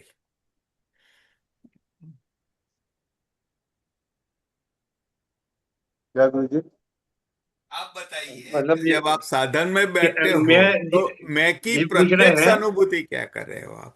हाँ, कैसे कैसे आपका प्यूरिफिकेशन हुआ है हम्म। मैं का, मैं ये का। मतलब है। देवेंद्र भाई पूछा कैसे प्यूरिफिकेशन हुआ, कहाँ तक पहुंचा, क्या उसकी स्टार्टिंग क्या थी और अब क्या है? कल कोशिश करो, कठिन नहीं। जी। साधन में जब शुरू शुरू में बैठते थे तो उस समय तो विचारों की गति जो है कुछ ज्यादा होती थी, और उस समय जो व्यक्तिगत अपने मामले होते थे वही विचार ज्यादा चलते थे। और अपने को निर्देश यही मिला था कि भाई विचारों को रोकना नहीं है, उसको बस उसका दृष्टा रहना है। तो धीरे धीरे अभी भी वो चीज होती है, ऐसा नहीं है कि वो खत्म हो गई है, विचार अभी भी आते हैं, चलते रहते हैं। और ये पूरा जो अभ्यास हुआ, इससे यही समझ में आता है कि मैं कुछ करता नहीं हूँ, ये जो भी हो रहा है ये तो शक्ति कर रही है। तो जब इस चीज पर हम दृढ़ हो जाते हैं, और वो अनुभव से ही आता है, अनुभव ये चलता रहता है कि भाई मैं तो कुछ कर नहीं रहा हूँ, मैं तो विचार को ला नहीं रहा, विचार खुद ही आ रहे हैं। तो विचार खुद ही आ रहे हैं तो वो शक्ति ला रही है, शक्ति को जो करना है वो कर रही है। और हमेशा गुरु परंपरा में अपने को यही निर्देश मिला है कि आपको कुछ नहीं करना है, आपको बस एक ही काम है आपका, कि आपको नियत समय पर और एक जो अ, ये है कि लगातार नियमितता वो साधन में रहनी चाहिए। बाकी जो भी करना है वो परंपरा के द्वारा और शक्ति के द्वारा ही होता है। तो जब यह धीरे धीरे अपने अंदर तक उतर जाता है, ये क्योंकि शुरू में तो ये सिर्फ एक उपदेश मात्र था कि हाँ ऐसा होता है, लेकिन ये धीरे धीरे अनुभव में आ जाता है कि वास्तव में हम तो कुछ कर नहीं रहे, और ये जो भी हो रहा है वहीं से हो रहा है, जो भी अनुभव आ रहा है वो भी उधर से ही आ रहा है। तो धीरे धीरे मैं की जो ये शरीर की जो सत्ता है ये छूटने लगती है। और क्या बात, यह बढ़िया बात। जो ब्रह्म तक की जो अपनी यात्रा है और सर्व ब्रह्म की जो यात्रा है वो चालू हो जाती है, और धीरे धीरे हम अग्रसर हो जाते हैं। अपना अनुभव तो अभी तक यही है गुरु जी। जय अरे गुरु। बढ़िया बात, ये आप क्या अच्छा पाए, भाषा बहुत सही सटीक बैठा है। अब एक समस्या हम देवेंद्र भाई रखते, चाहे अगली अगले बार आप कहीं समझाना। कल हम्म। एक बड़ी विषम परिस्थिति हुई। हम्म। कल सवेरे, कल नहीं आज ही, आज सुबह की बात। आज सुबह साधन में बैठे हम्म। 4 बजे, सब सामूहिक साधन चल रहा था। उस साधन में बैठे तो शक्ति तो तेजी से अपना काम करके चली गई, मतलब वो एक अलग मामला हो गया। और उसमें अपना कोई हस्तक्षेप भी नहीं था, अपन कुछ कह नहीं सकते उसके बारे में, ऐसी हालत हो गई। परंतु उसी के साथ इसके साथ एक बराबरी से एक और चीज चलती रही, वो मेरी समझ में नहीं आई। वो ये चलती रही कि वो शक्ति तो अपनी पूर्ण अवस्था को प्राप्त हो गई। अब ये हमारे साथ और जो दूसरी समस्या आई कि मैं महाराज जी से बात कर रहा हूँ, यानी उनसे कह रहा हूँ कि अब हमसे वो नहीं रहा है सब ऐसा। और मैं बराबर रो भी रहा हूँ पूरे 1 घंटे तक।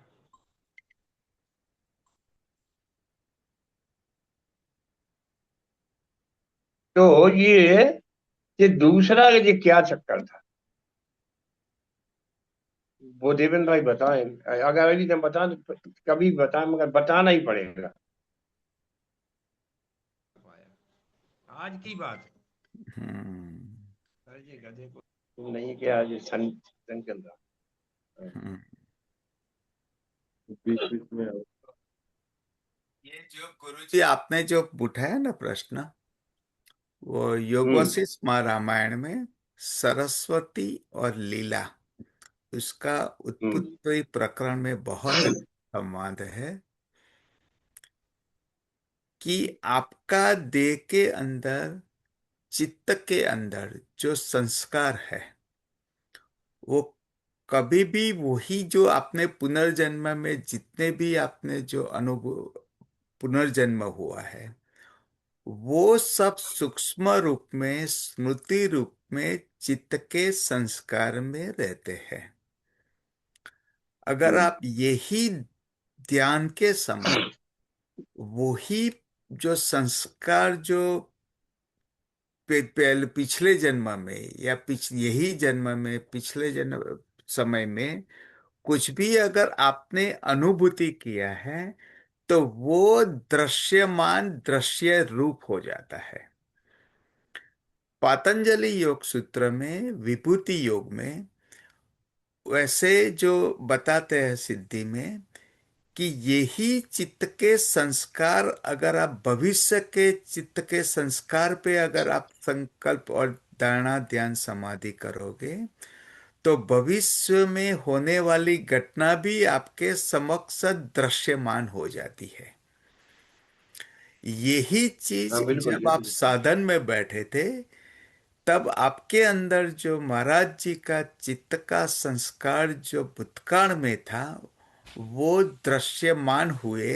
क्योंकि जो आप हमारे आत्मा है, उनका खुद स्वभाव है कि अपने ही स्वरूप, दृष्टा, दृश्य और दर्शन, तीनों स्वरूप की प्राप्त धारण कर लेना। और वही आत्मा, वही जैसे स्वप्न में आप सुषुप्ति अवस्था में आप शांत हो, फिर भी डिस्टर्बेंस हो रहा अगर है। आप दृश्य जो आप दिख रहे हो, आवाज नहीं आ रहा है क्या? आ रहा है।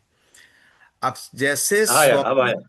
हाँ, जब आप स्वप्न की अनुभूति करते हो, तो आपके चित्त के संस्कार, तो अभी मैं स्वप्न का एक अच्छा उदाहरण मैं बताता हूं कि आपको कभी भी जब स्वप्न की जो अनुभूति होती है, वो आपकी स्मृति में जो भूतकाल में जो स्वरूप दिखा है, वो ही आत्मा, दृष्टा, दृश्य, दर्शन होके वो दृश्य रूप हो जाता है।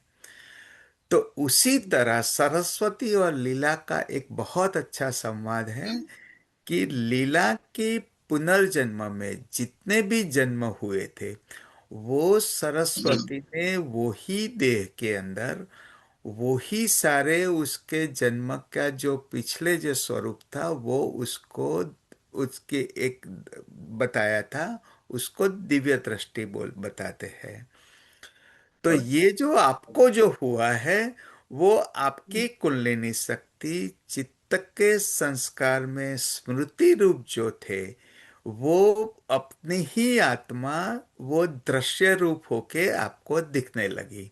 अगर यही अवस्था अगर आप धारणा ध्यान समाधि में, अगर ये आप भविष्य के ऊपर अगर आप धारणा करोगे और इसमें अगर लय होगे, तो आपको भविष्य में होने वाली जो घटना है वो आपको दृश्यमान दिखेगी।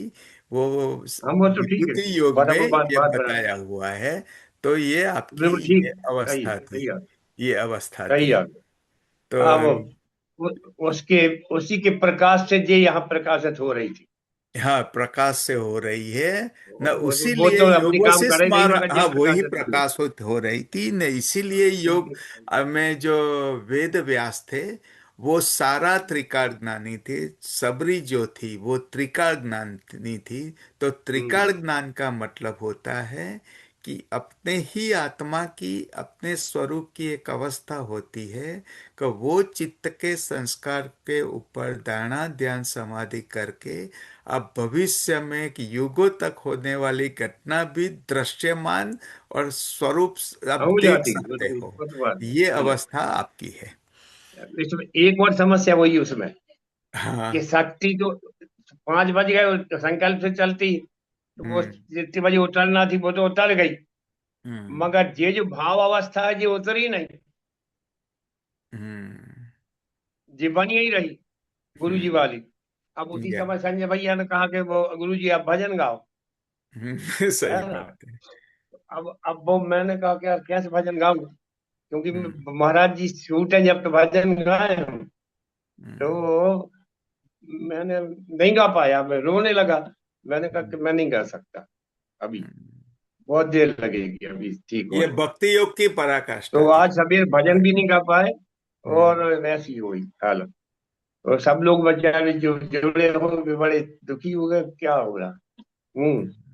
और मुझे बाद में मान ली, तो मुझे भी दुख ही हुआ एक किस्म से हम्म। कि यार क्या हुआ गड़बड़। हम्म। हमें भी चलिए बहुत आपने देर लग रहा था इसको ठीक कर दिया। गुरुदेव। हम्म। बोलिए। है। आप जैसे हम रो रहे थे ना, तो हमें भी अंदर से कुछ हो रहा था, क्या हो रहा है, क्या चल रहा है, कुछ पता नहीं चल रहा था सुबह, कि हम्म। आप इतना रो हम्म। रहे थे। तो वो वही मैं कह रहा हूँ कि अवस्था सामान्य भी आ गई, मगर महाराज जी छोड़ ही नहीं रहे। अब क्या करें। हम्म। हम्म। ये अभी उनके राजेश साथ भाई ध्यान मिश्रा देना आप आ चाहिए गए हमें। हैं। तो अभी ये बहुत इम्पोर्टेंट पॉइंट एक ये है कि ध्यान योग का जो आप साधन में बैठते हो, तब जो मैं की अवस्था,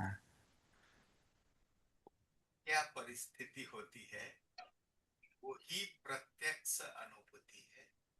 तो आप जरा दो शब्द में बताएं कि जब विशुद्ध चक्र से ऊपर कुंडलिनी शक्ति जाती है, तो आपको मैं के बारे में साधन में बैठने के समय क्या अनुभूति हुई, वो अगर आप दो शब्दों में बताएं। मैं की अनुभूति इस रूप में है कि सिर्फ श्वास या श्वास की एक ऊर्जा तरंग के रूप में देह देह का जब जैसे थोड़ा सा शिथिल हुआ बंधन, और ध्यान एकाग्र हुआ, तो उस स्थिति में श्वास का ही एक अनुभव एकमात्र जो है वो रह जा रहा है। अब ये किस चक्र से है, इसका मैं इसको व्याख्यायित नहीं कर सकता, लेकिन ऐसी स्थिति हो जाती है। और उसके बाद मतलब एक सम स्थिति जो है उसमें विचार भी नहीं रहते, कभी कभी कुछ ऐसे आ गए तो है, अदरवाइज एक विचारों की निषेधात्मक जो स्थिति होती है, और प्लस श्वास ऊर्जा के रूप में, तरंग के रूप में, उसका जो है थोड़ा थोड़ा कभी कभी इस तरह से स्थिति बनती। तो अब लीला है, अब इसको बहुत ज्यादा शास्त्रीय व्याख्याओं से एक एक अ, जी गुरु जी।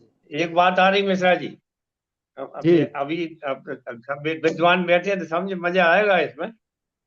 अभी अपन जी जी समझ जी। समझाते रहे घड़े का और मिट्टी का, हाँ है ना। हाँ अब जरा हाँ दूसरी दृष्टिकोण से सोच रहे हैं आज हम। अब ये देवन भाई हाँ बताएंगे हाँ। कि मैं बिना मिट्टी का हम्म। घड़े को ये हो जाए एहसास, हाँ जी जी जी जी जी। कि मैं बिना मिट्टी का घड़ा हूँ, है ना। बिल्कुल बिल्कुल। अगर ये मिट्टी खास है, अभी तक अपन यही समझते रहे। जी जी अब जी जब जी घड़े जी। ने कहा मिट्टी तो अलग ही है, वो तो मैं हूं ही नहीं, वो तो मिट्टी है। हाँ, तो घड़ा कहाँ बचा और फिर? जो कुछ चीज लोग समझ रहे हैं मुझे, वो भी मैं नहीं हूँ, क्योंकि मेरा कोई नाम रूप नहीं है। जी। अब ना कोई नाम है और ना कोई रूप है, ना कोई मिट्टी है, उसमें कोई उपादान कारण भी नहीं। हम्म, कोई ऐसी जी जी स्थिति जी। में स्थित हो जाए शुद्ध हम, क्या हम्म हम्म, बिल्कुल बिल्कुल। अब ना घड़ा को आकार है, और ना कोई नाम है, हाँ ना जी कोई उपादान कारण। जी जी जी जी। और फिर हो जाए यह हम्म मैं हूँ। हम्म हम्म, शुद्धमय। ये अभी जी आपने बात करी उसमें से आ रहा है। जी जी जी जी। आपने जो कहा उसी को मैंने हाँ सोचा हाँ कि हाँ इसका उदाहरण कैसे बनाया जाए। हाँ। उसी तरीके से तो मैं बचा ही कहाँ फिर वहाँ।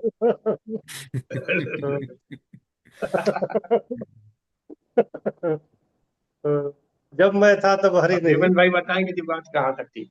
नहीं नहीं, ये जो क्योंकि ज्ञान अब का हम निकलेंगे। स्वरूप, अ, राजेश भाई, ये जो आपने जी ज्ञान का जो 22 लक्षण जो हमने जो सत्संग जी। किया, उसका जो हम्म स्वभाव का किया, तो हम्म वो सत चित्त आनंद शांत स्वरूप हमारा है। तो हम्म हमारी तीन अवस्था, जागृत, स्वप्न और सुषुप्ति, इसके हम्म सिवा जो चौथी अवस्था है, वो सत हम्म चित्त आनंद स्वरूप ब्रह्म स्वरूप होके जो एक एकदम शांत अवस्था हो जाती है, कि जिसका कोई हम्म, शब्दों में वर्णन नहीं किया सकता है। जी तो जी ये जो 22 जो लक्षण हैं, वो ही हम्म अनुभूति आप जब कुंडलिनी शक्ति जब ब्रह्मरंध्र में जाएगी और श्वासोश्वास में सोहम का जब सोहम, हम्म तो वो ही एक परब्रह्म परमात्मा का ही जो स्वरूप है। तो वो ही जब पर ब्रह्म में अब जब लीन हो गए और वो ही शांत अवस्था होगी, तब मैं हम्म जो है, मैं क्या है, हम्म कि ये जो सारी शक्ति में अहम भाव का स्फुरण, वो पिंड स्वरूप की उत्पत्ति, वो मैं है, मैं हूँ। हम जो हमारे देह में जो मैं शब्द का यूज कर रहा हूँ, वो एक सागर में से पानी का बिंदु बना स्पंदन से, उसी तरह ये चारों जगत में जो चारों शक्ति है, इसमें सिर्फ अहम भाव का स्फुरण से ये आपके अंदर मैं का स्फुरण हुआ है। यही मैं जी। का स्फुरण जब आप साधन में बैठोगे, तब मैं का अस्तित्व नहीं रहेगा, और आपका जो बढ़िया बात स्वरूप है। है, वो सारे ब्रह्मांड में परमात्मा की और ब्रह्मांड की जो चारों ओर शक्ति दिखती है, उसमें लीन हो जाता है। बहुत ही सुसुप्ति अच्छा, में भी वाह। हिरण्यगर्भ जगत का लीन हो जाता है। लेकिन उसमें सुसुप्ति के बाद जब आप जागृत अवस्था होती है, तब ये ज्ञान नहीं होने के कारण फिर से मैं की स्वरूप हो जाता है। लेकिन जब आपने जो अभी स्वरूप बताया का सविकल्प या निर्विकल्प समाधि में, इसमें जब मैं की अनुभूति का जब लय होगा, तब ये अहम ब्रह्मास्मि त्वम ब्रह्मास्मि और सारी जग सगत की शक्ति के साथ आप मिल जाते हो, और मैं इस वक्त विस्मरित होके आप ही परमात्मा हो जाते हो, आप ही ब्रह्मांड हो जाते हो, और बहुत ही सारा बढ़िया, वाह। जगत वो आपके अंदर समाया हुआ है। वो अवस्था सविकल्प एंड निर्विकल्प समाधि है। वो मैंने शब्दों में दिखाने का प्रयत्न किया हुआ है, लेकिन बहुत जब बढ़िया, हम बहुत अच्छा। अनुभूति करते हैं, तब वो अनुभूति एक अलग ही बहुत है। अच्छा, ओम नमो नारायण। बहुत अच्छा समापन हुआ, जोरदार। हम्म। जी। बहुत जोरदार, अब गुरु जी वाह। हम लोग जा रहे हैं समाधि स्थल पर। हाँ, अब अब अब जाओ, हम लोग भजन अग्रवन गा जी, रहे हैं, बस हम लोग भी जा रहे हैं।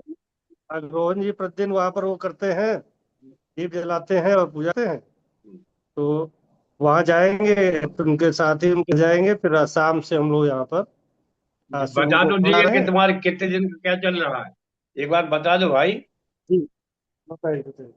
बता दो अच्छा, सिन्हा जी, क्या चल रहा है, वो जी क्यों गुरु चल रहा जी, है? वो अभी क्यों चल रहा है महाराज? महाराज जी की जो है जन्म हाँ, तिथि है, और कब? ये शंकराचार्य जी जयंती जो होती है, वही 22 तारीख। महाराज जी की भी जयंती होती है, पंचमी। किस? हाँ, तो 21 तारीख को है वो। और हम लोग जो है हमेशा से 3 दिन का शिविर करते रहे हैं, अक्षय तृतीया से लेकर के वहां तक, पंचमी तक। हम्म। और देवास आश्रम में भी कई साल हम लोग गए हैं सब लोग। और हम्म। वहां पर अंतिम दिन हम लोग भंडारा भी करते थे। महाराज जी का जिस हम्म। समय जन्मदिन होता था, तृतीया से शुरू होकर हम्म। के पंचमी तक चलता। तृतीया से वो शुरू इसलिए करते हैं, जो अपने नारायण तीर्थ देव जी हैं, वही बस अक्षय दीक्षा तृतीया को कभी नारायण दिए। सिंह जी की दीक्षा हुई है ना? जी, तो इसीलिए इस दिन को चुना गया था। और बिल्कुल ठीक। शंकराचार्य जी जयंती का तो ये देवास में 3 दिन का शिविर हमें होता था, और हम्म। होता है अभी। तो उसी में लोग भी जाते थे। फिर वहां से क्या हुई कि आप सब लोग अपनी अपने स्थान पर कीजिए, महाराज जी का जो भी जन्मदिन है वो मनाइए। तो फिर हम लोग चित्रकूट में यहाँ पर उसी को जारी रखे हुए हैं। और महाराज जी की जो जयंती होती है, शंकराचार्य जी जयंती के दिन, उस दिन हम परिक्रमा मार्ग में जाते हैं और नारायण सेवा भी करते हैं। तो पूड़ी के पैकेट वगैरह बना करके वहाँ जितने भी हैं, 200-250 पैकेट हम लोग हर साल बनाते थे। इस बार अपनी जो चर्चा अभी हुई है प्रारंभिक, तो उसमें ये हो रहा है कि भाई सिलेंडर वगैरह का जो है संकट है, तो हो सकता है कि पूरी थोड़ा सा दिक्कत हो। तो फल की सेवा जो है बार की जाए वहाँ पर। तो संतरा बहुत ठीक। है, केला है। तो ये अभी प्रारंभिक चर्चा हुई है, अभी शाम को उसको और निश्चित करेंगे। और शुरुआत आज के साधन शिविर की हम लोग करेंगे अभी समाधि पूजन से। समाधि पूजन ठीक। जो है 6 सवा 6 के बीच में जो है ग्रोहन जी रोज करते हैं वहां पर, वो सूर्यास्त के थोड़ा पहले के हिसाब से। तो आपका समय अपना 6 सवा 6 के बीच का है, तो उस समय हम लोग जाएंगे वहां पर। और अभी वहां पर समाधि पूजन से इस शिविर के शुरुआत की अभी प्राप्त करेंगे। चलो चलो, अभी रामघाट बढ़िया जाएंगे, हो। रामघाट जगन्नाथ जी के भी दर्शन कर लेंगे हम लोग, वहां से भी आज्ञा ले हम्म। लेंगे। जो गुरु जी का निर्देश हमेशा रहता है कि चित्रकूट में मत गएं जी, आश्रम में, मतलब उसका स्थान जाके हम लोग ले अनुमति, मालिक तो है वो यहाँ भी के। हम लोग अभी तो कर लेते हैं। और वहीं से हम्म। माला फूल लेंगे, बाकी सारी व्यवस्था ग्रोहन जी का पास है ही वहाँ पर। तो अभी हम लोग यहाँ से निकल रहे हैं और 6 सवा 6 वहाँ पर पहुँचते हैं। समाधि चलो। पूजन के साथ लोग इस शिविर की शुरुआत करेंगे। और 7 बजे साधन है, फिर सवेरे का साधन, कल शाम का साधन, परसों सवेरे का साधन, बीच में कुछ चर्चा वगैरह होगी। और फिर उसके बाद जो है सवेरे के साधन, परसों के बाद फिर समाधि पूजन, पूजन के बाद हम लोग जो है वहाँ परिक्रमा में। चलेगा। ठीक। तो ये क्या रहा है कि परसों हो सकता है आप लोग भी जोड़ लें यहाँ पर थोड़ा, जब समाधि पूजन करेंगे परसों का, तो उस हम्म। समय सभी लोगों को जोड़ हाँ, लेंगे, ठीक उसका बात। एक लिंक अजय भाई को कर देंगे। तो वो कर लेंगे, समय हम लोग निश्चित करके बता देंगे अजय। और एक सत्संग की चर्चा जी, जी, जी, ठीक बात। चलो भाई, अब ये अच्छा हो गया, हाँ, कब क्या कर रहे हो? जी, जी, अब ठीक गुड़िया है, भजन प्रणाम गाइए, प्रणाम। तुम लोग जाओ। जाओ जी, भाई, ठीक है। गुड़िया भजन गा दो, फिर जाओ। जी इन लोगों को जान दो। जी महाराज। हाँ महाराज जी। जय गुरुदेव महाराज जी। ये मनोभूति हंकार चेतानि नाहम् न च स्रोत जीवे न च घ्राण नेत्रे न च व्योम भूमिर् न तेजो न वायु चिदानन्दरूप शिवोऽहं शिवोऽहं चिदानन्दरूप शिवोऽहं शिवोऽहं न च प्राणसंज्ञो न वै पञ्चवायु न वा सप्तधातु न वा पञ्चकोशः न वा पाणिपादौ न चोपस्थपायो चिदानन्दरूप शिवोऽहं शिवोऽहं चिदानन्दरूप शिवोऽहं शिवोऽहं न मे द्वेषरागो न मे लोभमोहो मदो नैव मे नैव मात्सर्यभाव न धर्मो न चार्थो न कामो न मोक्षः चिदानन्दरूप शिवोऽहं शिवोऽहं चिदानन्दरूप शिवोऽहं शिवोऽहं न पुण्यं न पापं न सौख्यं न दुःखं न मन्त्रो न तीर्थं न वेदो न यज्ञः अहं भोजनं नैव भोजं न भोक्ता चिदानन्दरूप शिवोऽहं शिवोऽहं चिदानन्दरूप शिवोऽहं शिवोऽहं न मे मृत्युशङ्का न मे जाति भेदः पिता नैव मे नैव माता न जन्म न बन्धु न मित्रं गुरुनैव शिष्यं चिदानन्दरूप शिवोऽहं शिवोऽहं चिदानन्दरूप शिवोऽहं शिवोऽहं अहं निर्विकल्पो निराकारी रूपो विभो व्याप सर्वत्र सर्वेन्द्रियाणां सदा मे समत्वं न मुक्ति न बन्धः चिदानन्दरूप शिवोऽहं शिवोऽहं चिदानन्दरूप शिवोऽहं शिवोऽहं चिदानन्दरूप